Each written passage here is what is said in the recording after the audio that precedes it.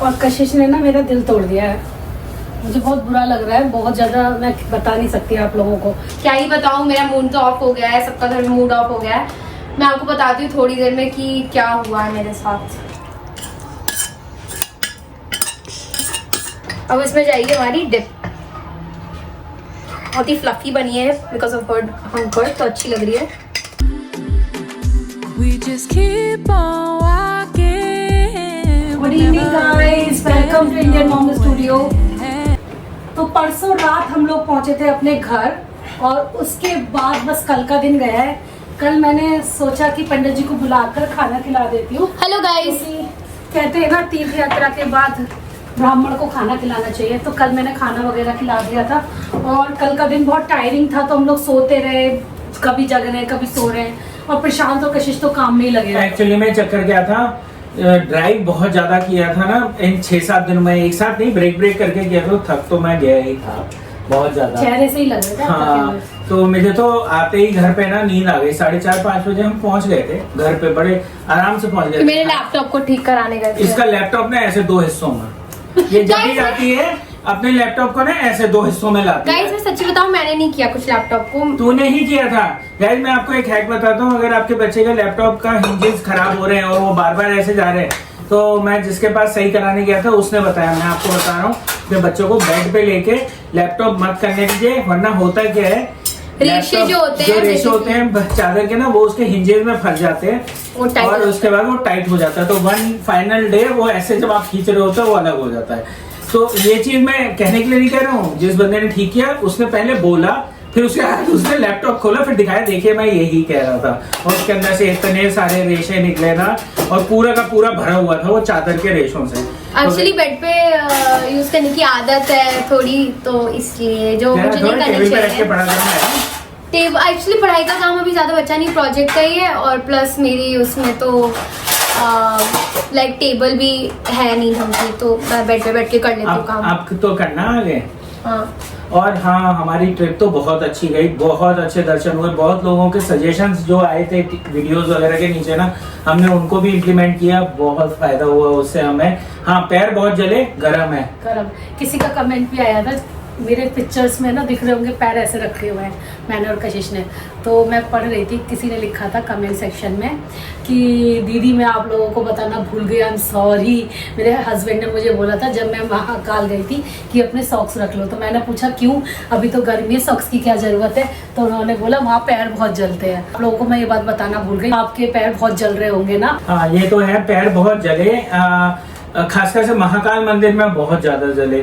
लोगों ने कमेंट भी आज किए, मैं देख रहा था कि ना पैर जलने के बारे में ज्यादा बोला है और महाकाल के बारे में कम बोला है। हाँ भाई, जो जिस चीज से इंसान गुजर रहा होता है उसके बारे में ही बोलता है ना। महाकाल के बारे में तो मैं पिछले एक महीने से हम लोग बोल रहे हैं, और हमारे दर्शन बहुत बोलने से थोड़ी, ये तो दर्शन करने के ऊपर था, और दर्शन हो गए, और जब दर्शन अच्छे हो गए तो हम खुश हो गए, तो क्या ही बोले फिर, क्या बोले। अब जो तकलीफ हुई हम लोगों को इसलिए बताते हैं ताकि वो लोग सॉक्स वगैरह ले। एग्जैक्टली। और इसी के साथ मैं कहूँगा क्या, जय महाकाल। तो गाइस आई थिंक उस दिन का हमने कुछ नहीं बता पाए थे। उस रात में क्या हुआ था, जब हम लोग लंबी लाइन में लगे थे भस्म आरती के लिए, क्योंकि हम लोग उसके अगले दिन बहुत थक गए थे और हम तुरंत निकल गए थे, तो एक्चुअली प्रोसेस हम दिखा नहीं पाए क्योंकि वो कैमरा रखवा लेते हैं लॉकर में ही। तो स्टार्टिंग में एक लाइन लगती है, आप जैसे ही घुसते हो गेट नंबर 1 से आप घुसते हो, आप चलते जाते हो, नीचे आपको बता देंगे एक लाइन लगती है, उसके बाद धीरे धीरे करके आपको अंदर छोड़ते हैं, जहाँ लॉकर रूम वाला सिस्टम होता है। लॉकर रूम होता है जहाँ पे आप अपने ना मोबाइल फोन डिपॉजिट कर देते हो, तो वहीं पे आपको एक टोकन दे देते हैं, और जितने भी मोबाइल फोन है आप उस हिसाब से कर सकते हो, आप टोकन मिल जाते हैं आपको, अंदर डिपॉजिट करना होता है। बाकी आपको आधार कार्ड हर स्टेप पे दिखाना होता है कि आप ही हो, आप ही की टिकट्स हैं।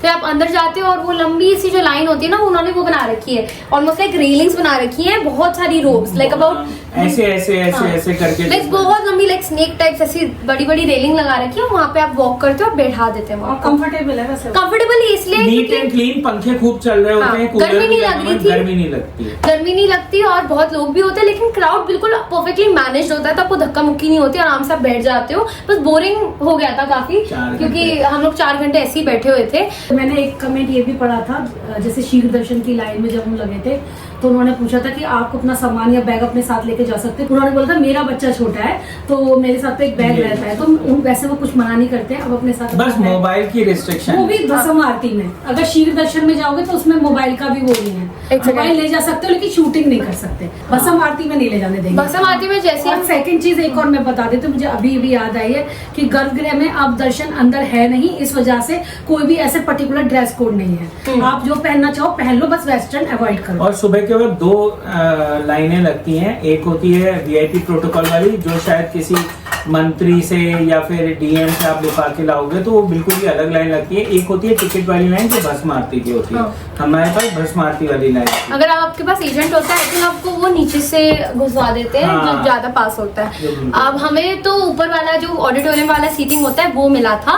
लकीली जैसे ही हम पहुंचे ऊपर वैसी ही लाइन खत्म भी हो गई। बाकी लोगों को पता नहीं कहाँ भेजा उन्होंने, लेकिन हमें बिल्कुल सामने से दिखाई दे रहा था। हम ना ही ज्यादा पीछे थे और ना ही ज्यादा आगे थे, मतलब हम लोग थे हाफ से भी थोड़ा पहले, बस इतना ही थे हम लोग। बट तब भी हमें ऑडिटोरियम वाला व्यू पूरा प्रॉपर मिला था। बहुत ही मतलब सब लोग क्राउडेड में बैठे थे लाइक जगह में, लेकिन सब कुछ हो गया था। अगर आप 11 बजे पहुंच जाओगे तो शायद आपको सबसे पहली वाली रो मिल जाएगी। तो आज कुक करने वाली हूँ और मैं क्या ही बताऊँ, मेरा मूड तो ऑफ हो गया है, सबका घर में मूड ऑफ हो गया है।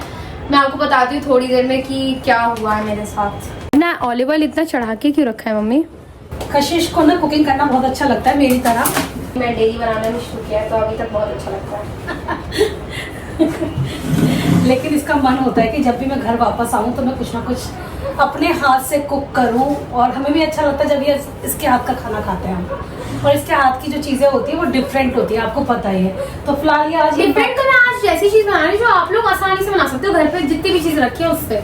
तो ये मैक्रोनी से कुछ बनाने आज मैं बनाने वाली हूँ मैक्रोनी सैलेड। तो बेसिकली एक सैलेड होने वाला है बट मैक्रोनी के साथ। तो यूजुअली ये टाइप ऑफ जो सैलेड्स होते हैं वो साइड्स में खाए जाते हैं, मेन में तो नहीं खाते, बट आज हम मेन में खाने वाले हैं। It's going to be a cold pasta basically. अगर आपने कोल्ड पास्ता कभी खाया सैलेड के फॉर्म में तो वो हमेशा ठंडा ही होता है, वो कैसे गर्म पास्ता नहीं होता है। तो चलो आज आपको मैं रेसिपी दिखाती हूँ। और कशिश ने ना मेरा दिल तोड़ दिया है, मुझे बहुत बुरा लग रहा है, बहुत ज़्यादा। मैं बता नहीं सकती आप लोगों को। इससे आए हुए देखो अभी ट्रिप पे जो रही है मेरे साथ, बस उतना ही रही है। बाकी कल का दिन क्या हुआ कि मैं आपको बताती हूँ मेरे साथ क्या हुआ। बेसिकली मैं जैसे ही आई घर पे, मेरे पास कुछ ऑफिशियल काम भी था इसलिए मैं घर आई थी। और मैं ऑब्वियसली मुझे जाना भी था, महाकाल के दर्शन करने थे। तो मैं जैसे ही आई हम लोग ट्रिप पे निकले और दूसरे ही दिन मुझे मैसेज आता है मेरे कॉलेज से कि मुझे वापस आना है तुरंत ही, जबकि कोई प्लान नहीं था, ऐसा कुछ स्केड्यूल नहीं था। क्योंकि मैं उस हिसाब से आती हूँ घर, जब मैं देखती हूँ अपना पूरा स्केड्यूल कि अब मेरी ज़रूरत नहीं है तो अब मैं आ सकती हूँ, अब कुछ ऐसा इम्पोर्टेंट नहीं है तो मैं 1 हफ्ते 2 हफ्ते छुट्टी लेके आ सकती हूँ। एटलीस्ट अप्रैल एंड तक तो रहूँगी और मई में स्टार्टिंग में भी मुझे जाना पड़े। बट मुझे मैसेज आया दूसरे ही दिन ट्रिप के कि आपको वापस आना पड़ेगा। फिर मुझे जब डेट पता चली तो मुझे उसके हिसाब से ट्रिप से लौटते ही जाना पड़ रहा है। तो इसलिए मैं बस, हम लोग आए हैं परसों और मैं आज मतलब कल निकल जाऊंगी, आज ही बेसिकली, क्योंकि मेरी फ्लाइट ही सुबह के 6 बजे की है तो मैं 3 बजे निकल जाऊंगी आज। तो मुझे तो बहुत ही डिसअपॉइंटमेंट हुआ क्योंकि मैंने बिल्कुल एक्सपेक्ट नहीं किया था। क्या ही बोलूं, उसे ना भगवान शिव के दर्शन होने थे, महाकाल के दर्शन होने थे। हमें भी आपको पता ना हो बट जिस दिन मैं आई हूँ उसी दिन मेरा फाइनल प्रोजेक्ट का एक होता है हमारा रिव्यू, तो वो उसी दिन ही खत्म हुआ था। एंड मुझे तो पता भी नहीं थी उसकी डेट क्या थी, उसकी डेट 1 हफ्ते पहले ही पता चली थी। और मुझे लग रहा था कि ऐसा ना हो कि हम लोग दर्शन ना कर पाए क्योंकि कैंसिल करना मेरा कैंसिल हो जाए, क्योंकि मेरे 1 दिन भी और आगे होता तो नहीं हो पाता। क्योंकि आप लोगों को तो पता है कि मैं अभी फाइनल ईयर में ही हूँ, मेरा बस लास्ट सेमेस्टर चल रहा है और खत्म ही होने वाला है सब कुछ। रिव्यू वगैरह हो चुका है, बस फाइनल होता है ना एक project submission, final report submission और थीसिस सबमिशन होती है हमारी, वाइवा, बस वो ही बचा है। उसके लिए मैं वापस जा रही हूँ और साथ ही साथ इस बार मेरा फेयरवेल भी है तो मैं उसके लिए साड़ी पहले ही रख के ले गई थी। अगर मैं फोटोज अटैच कर पाई तो मैं आपको वो भी भेज दूंगी। तो मेरा फेयरवेल मई में ही है और आने से पहले मैं अच्छे से फेयरवेल वगैरह करके सबको बाय बाय बोल के फिर फाइनली मैं आ ही जाऊंगी मई में। फिर मुझे कहीं नहीं जाना। तो मैं मम्मी पापा को ये बोल रही हूँ ज्यादा नाराज मत हो, मैं बस आ ही रही हूँ 15 दिन बाद, 15-20 दिन में आ जाऊंगी मैं। फाइनली कॉलेज खत्म हो रहा है। 5-6 दिन मुश्किल से रही होगी, 4 दिन तो ट्रिप पे रही है, 2 दिन घर पे रही है। हाँ तो कोई बात नहीं, अब तो मई से मैं घर पे ही हूँ। कोई बात नहीं मम्मी, कल यार नहीं ऐसे नहीं होता है। कब से मैं इंतजार करती रहती, 4 महीने बाद तो आई थी। पूरे टाइम कशिश को याद करती रहती हूँ, और जब आती है कशिश तो ऐसे आती है भागते भागते। कशिश तेरे हाथ का खाना बहुत दिनों बाद मिलेगा, रियली। देख लो दुर्बल गए। मुझे तो तेरे हाथ की बेक्ड चीजें बहुत अच्छी लगती हैं। आज तो मैं वैसे कॉर्न सैलेड बना रही हूँ, मतलब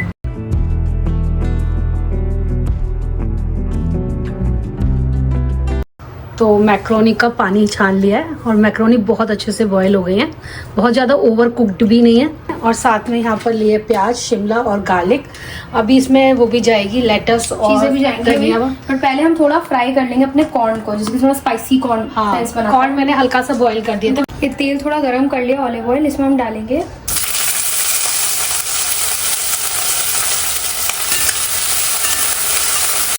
आप चाहे तो कॉर्न को बॉईल करके भी डाल सकते हो, बट हम लोग थोड़ा फ्लेवर लाने वाले हैं और थोड़ा क्रिस्पी करना चाहते हैं, जिसकी थोड़ा कच्चा कच्चा ना लगे। तो अगर आपको भी ऐसी चीज़ें पसंद है तो इस तरीके से आप कर सकते हो। मेनली हमारा कॉर्न को थोड़ा फ्लेवर लाना है, बाकी ये सब तो मैं थोड़ा बहुत सॉटे कर लूँगी बस 1-2 मिनट के लिए। तो हम डालेंगे थोड़ा red chilli powder, chilli flakes है तो आप वो डाल सकते हो। हाँ ये भी डाल सकते हो, बस ये वाले में ना कशी चाट मसाला, नींबू का रस, और थोड़ा सा चीज डाल दो। क्या डालूं? कुछ थोड़ा बहुत अगर आपको स्पाइसेस डालने हैं तो आप कैसे भी टाइप के स्पाइसेस डाल सकते हो जो आपका मन करे। हम थोड़ा हर्ब एंड सीजनिंग भी डालेंगे। अभी जाएगा थोड़ा चाट मसाला। बिल्कुल चटपटे से बनाने हैं कॉर्न, क्योंकि ये थोड़ा टेस्ट लाएगा हमारे उसमें, क्योंकि आपको पता है हम लोग सैलेड में ऐसा सच कुछ नहीं डाल रहे हैं ना। तो ये ब्लैक पेपर पाउडर हो गया, तो हम लोग इन सब चीज़ों से ही लाएंगे थोड़ा टेस्ट। अब हम डालेंगे थोड़े पिज़्ज़ा ऑर्गेनो या पार्सली वगैरह, ड्राई पार्सली हो आपके पास जो होते हैं ना ड्राई हर्ब्स, हाँ वो डाल सकते हैं। बस ये हर्ब्स हो गए। अब इसमें जाएगा बाकी सब थोड़ी देर के लिए बस सॉटे करने के लिए, ठीक है।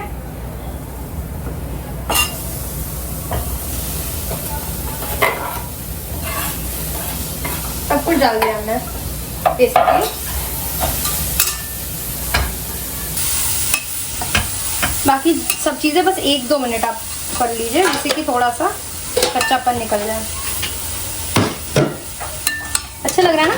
बहुत बढ़िया। मैंने थोड़ा पनीर भी डाल दिया था बाय द वे। थोड़ा सा नमक डालेंगे, पास्ता में भी गया था। बाकी हम डालेंगे बस थोड़ा सा बटर, इसकी थोड़ा टेस्ट आ जाए। ये हो चुका है सॉटे, ये अच्छे से हो चुका है, बंद कर देते हैं। तो हम लोग ले रहे हैं हंग कर्ड, ठीक है। पानी रह जाता है तो थोड़ा टेस्ट अच्छा नहीं आता। अब हम इसमें डालेंगे थोड़ा पेरी पेरी सॉस, इसको मिक्स कर लेंगे अच्छे से। हंग करना एक अच्छा ऑप्शन है मेयोनीज को रिप्लेस करने के लिए। ये है, और इससे हेल्दियर हो जाता है। बट आप कभी भी एक्चुअली मैं कहूँगी योगर्ट और मेयोनीज एक साथ मत मिक्स करना, क्योंकि हमने एक बार ट्राई किया था और अच्छा टेस्ट नहीं था। स्पेशली अगर आप कर्ड यूज़ कर रहे हो तो फिर आपको नींबू यूज़ करने की जरूरत नहीं है, क्योंकि कर्ड ऑलरेडी थोड़ा खट्टा होता है। इसमें जाएगा थोड़ी सीजनिंग, जो भी सीजनिंग्स आप डालना चाहते हो, चाहे आपके पास पेरी पेरी मसाला क्यों ना हो, एनीथिंग यू वांट ट्राई। थोड़ा सा ऑलिव ऑयल, तो हम थोड़ी चीज़ ग्रेट कर लेंगे। आप ये स्किप भी कर सकते हो या फेटा भी यूज़ कर सकते हो, कोई भी टाइप की चीज़ आप यूज़ करना चाहते हो। मेल्टेड नहीं होगी ये चीज़ ऑब्वियसली, थोड़ी ड्राई होगी, तो बहुत लोग फेटा भी खाते हैं। तो हमने सोचा हम मोज़रेला यूज़ कर लें। तो बस थोड़ी सी चीज़ चाहिए, तो ये बहुत है। अब हम असेंबल करते हैं। तो अब जाएगा हमारे बाकी के सारे इंग्रेडिएंट्स। कोरिएंडर चला गया, लेट्स चला गया, सो ये हो गया। अभी हम इसमें डालेंगे अपनी वेजिटेबल्स। अच्छा लग रहा है ना? इसे देख के तो बड़ा मजा आ रहा है। थोड़ा मैक्सिकन सालसा, वाह, सालसा से मजा आ जाता है, थोड़ा टैंगीनेस बढ़ जाती है। और अब जाएगा श्रेडेड चीज। वाह, ये तो मजा आ जाएगा आज खा के। मुझे तो लगता है इसका कॉम्बिनेशन अच्छा होने वाला है, जबरदस्त। एक और इसको मिक्स कर लेते हैं। वाह, अच्छा लग रहा है ये सैलड। यस, 5 स्टार्स होटल जो होते हैं ना उनमें उनमें ऐसे साइड में मिलता है ना। हाँ, मेन डिश नहीं होती कभी ये। नहीं, तो अगर आप लोगों को कुछ और बना रहे हो और साइड में कोई डिश रखनी है, जैसे गेस्ट ऐसा side ये बहुत गेस्ट के लिए का अच्छा वो है सैलेड। हाँ सैलेड अच्छा है ये, स्टार्टर लेकिन हमारे लिए तो ये खाना है। फिलहाल हमारे लिए आज ये खाना है। अब इसमें जाएगी हमारी डिप, बहुत ही फ्लफी बनी है बिकॉज ऑफ हंकर, तो अच्छी लग रही है। ओ एक चीज तो भूल गए, एलोपिनो। मैंने थोड़े चॉप अप कर लिए हैं एलोपिनोज, अब थोड़े एलोपिनोज जाएंगे। एलोपिनोज जा चुके हैं, अब हम इसको मिक्स कर लेंगे, अच्छे से मिक्स कर लेंगे जिससे कि एक अच्छा वो बन जाए। काफ़ी डिलीशियस सा लग रहा है मुझे तो। अब इसको प्लेट भी करेंगे। गाइस हमारी यम्मी यम्मी सैलेड रेडी है। अच्छा लग रहा है ना मम्मी? बहुत बढ़िया। हम इनको अब ट्रांसफर कर देते हैं हमारी बोल्स में। मुझे तो इस टाइप की चीजें बहुत पसंद है। ये एक्चुअली प्लेन सिंपल और टेस्टी भी है। बहुत जल्दी भी बन जाती है। हाँ इसमें कुछ करना ही नहीं था, आपको बस बॉईल करके रखना है सामान, बाकी सब कटिंग ही है। ये बोल्स तो बड़ी प्यारी लग रही है मम्मी। हाँ बंजारा मार्केट से लाई थी।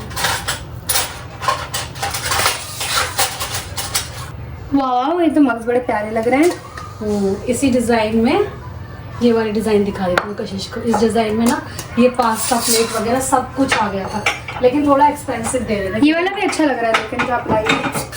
नया कलेक्शन था ना इनका। आज तो डैडी खुश हो जाएंगे। डैडी को मेरी हाथ की चीज़ें बहुत खाना पसंद है, तो आज खुश हो जाने वाले हैं। बताओ मम्मी कैसा लग रहा है? खा करना मजा आ गया कशिश, बहुत ही बढ़िया बन रहा है, बहुत ही ज्यादा बढ़िया। कशिश चलो सो जाओ, रात में निकलना है तुम्हें फ्लाइट के लिए। गेम खेल रही है, एंटरटेनमेंट चल रहा है। कशिश बाबू सो जाओ, रात में 3 बजे से निकलना है। चल बेटा से बंद कर दो, अब बस हो गया खत्म। चलिए दोस्तों यही था आज का व्लॉग। कल मिलते हैं आप लोगों से एक और अच्छे से व्लॉग के साथ। तब तक के लिए bye bye and lots of love. Kashish bye bye बोल दो सबको। बाय।